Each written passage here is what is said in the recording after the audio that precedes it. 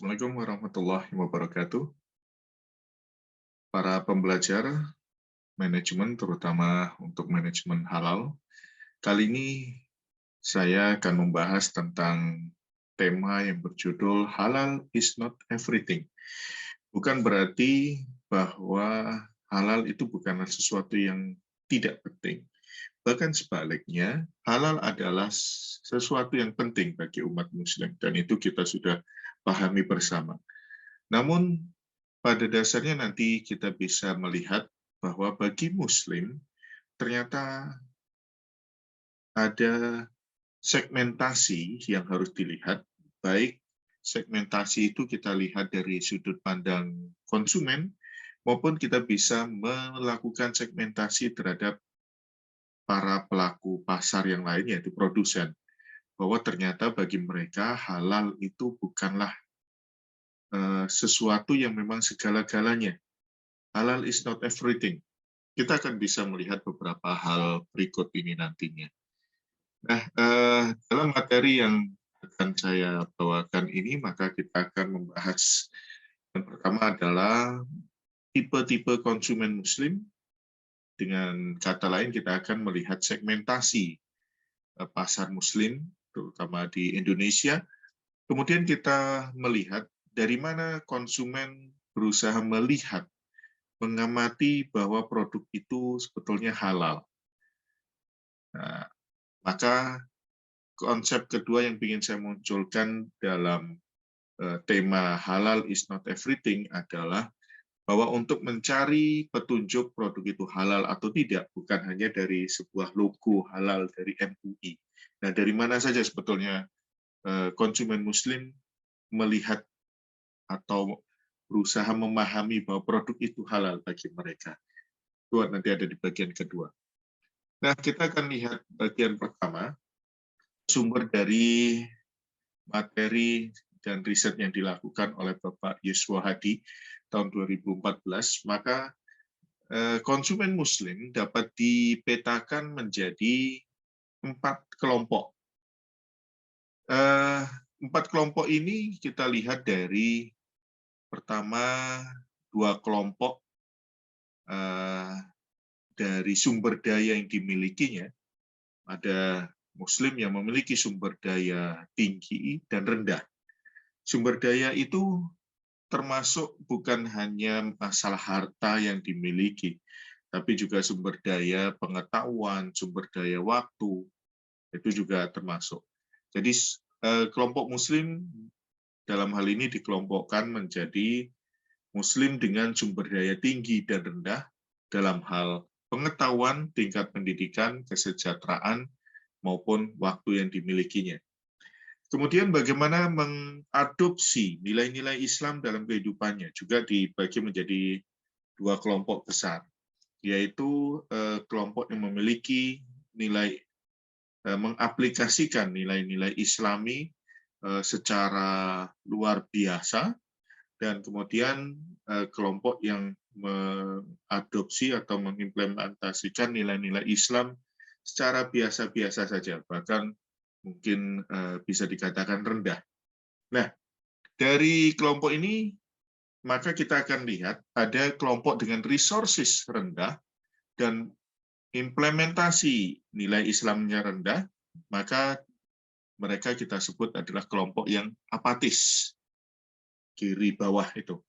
Kemudian kelompok yang resources-nya rendah, pengetahuan, kesejahteraan rendah, tapi semangat ghirohnya untuk melakukan nilai-nilai Islam itu juga sangat tinggi. Nah, itu mereka termasuk kelompok yang konformis. Kemudian pengetahuan tinggi, kesejahteraan tinggi, tapi nilai-nilai Islamnya rendah. Itu kemudian termasuk kelompok yang rasionalis. Dan pengetahuan tinggi, kesejahteraan tinggi, sedang bagaimana pengadopsian implementasi nilai-nilai keislaman juga tinggi, kita sebut sebagai kelompok universalis. Nah, ini adalah 4 kelompok besar dari segmentasi umat Islam, terutama di Indonesia, yang nantinya juga mereka akan terbedakan bagaimana perilakunya ketika mengkonsumsi produk halal. Nah, jadi kita akan lihat juga segmentasi lain nanti untuk kelompok produsen. Namun sebelum itu kita akan melihat bagaimana masing-masing segmen itu berusaha melihat petunjuk kehalalan dari suatu makanan atau minuman, apakah memang logo halal itu adalah sebuah keharusan atau tidak. Bagi kelompok konformis, halal logo dari MUI adalah sebuah keharusan. Maka mereka biasanya akan membawa aplikasi untuk mengecek apakah merek ini ada dalam daftar halal MUI. Nah, itu adalah kelompok konformis.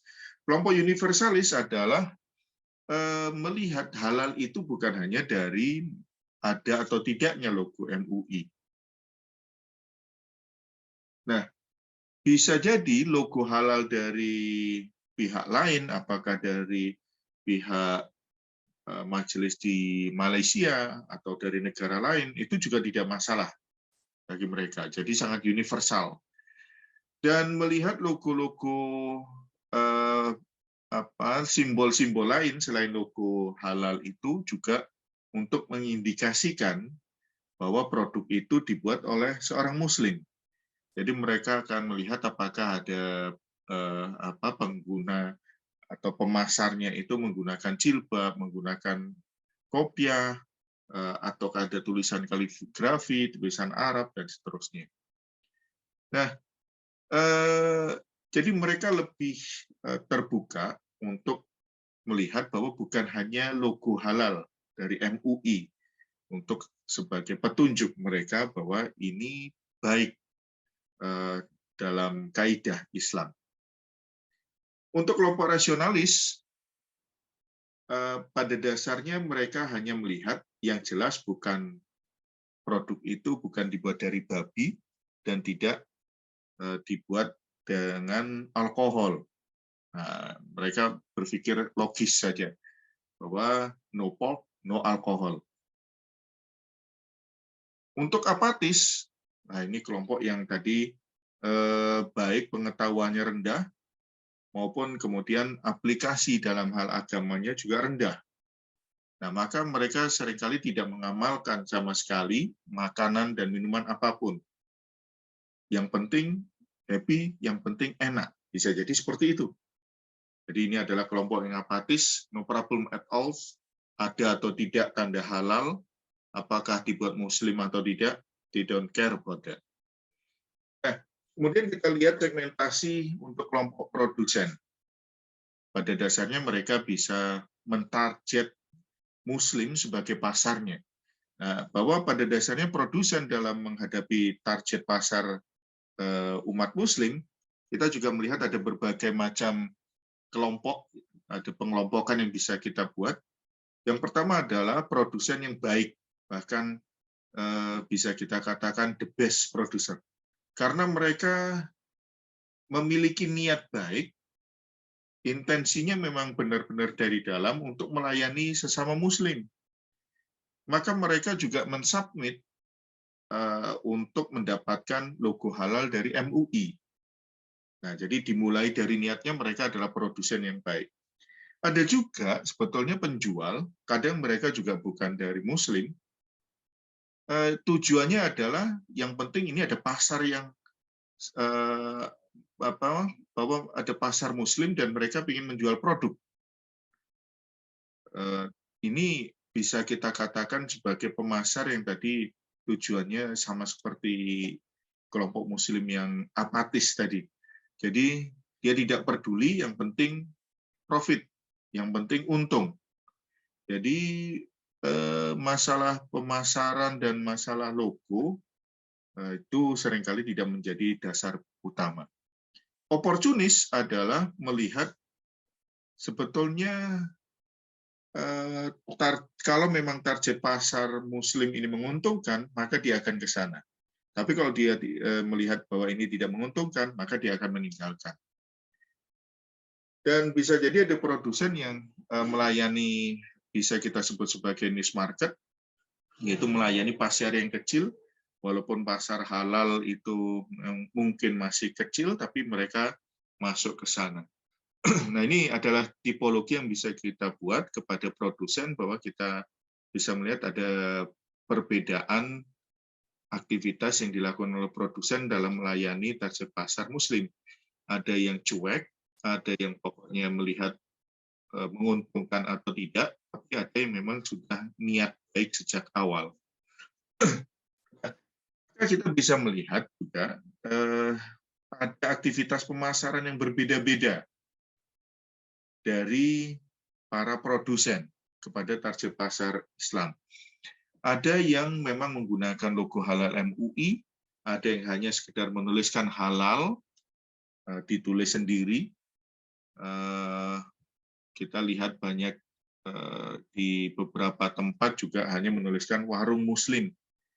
Nah, ini bagi universalis, mereka percaya bahwa kalau ini yang membuat Muslim, maka mereka percaya bahwa produk itu baik. Nah, ini kita lihat juga beberapa produsen seringkali menggunakan tenaga penjualnya adalah dengan menggunakan jilbab, menggunakan kopiah. Nah, bagi beberapa konsumen itu dianggap sudah cukup, terutama bagi kelompok universalis tadi. Nah, bahkan seringkali ada yang nakal, dan ini bisa jadi bagi mereka yang pemahamannya kurang baik, kata-kata bahasa Arab halal itu seringkali juga tidak tahu bagaimana penulisannya. Maka ini ada plesetannya, halal diganti tulisannya menjadi bahasa, ditulis dalam bahasa Arab itu, tapi sebetulnya ucapannya adalah mahal, bukan halal. Nah, bisa jadi ini malah dianggap ya sama saja bagi kelompok yang apatis tadi. Maka pada kesempatan hari ini saya berusaha menunjukkan dinamika pemasaran itu memang seperti itu. Kita ada memiliki segmentasi pengelompokan baik dari konsumen maupun produsen, dan ini adalah sudah menjadi sebuah hal yang wajar, sebuah hal yang memang sudah ada garis, ada sunatullahnya, bahwa Tuhan juga memberikan petunjuk kepada kita. Surga dan neraka itu juga dibuat leveling. Maka orang beriman dan orang berdosa itu juga ada levelnya, ada kelompok-kelompoknya.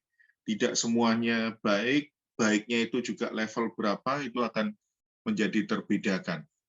Dan aktivitas yang diberikan oleh Tuhan untuk memberikan balasan bagi tiap-tiap kelompok itu juga berbeda.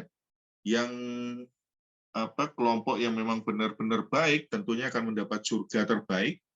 Yang biasa-biasa saja ya surganya biasa-biasa saja, wallahu a'lam bishawab.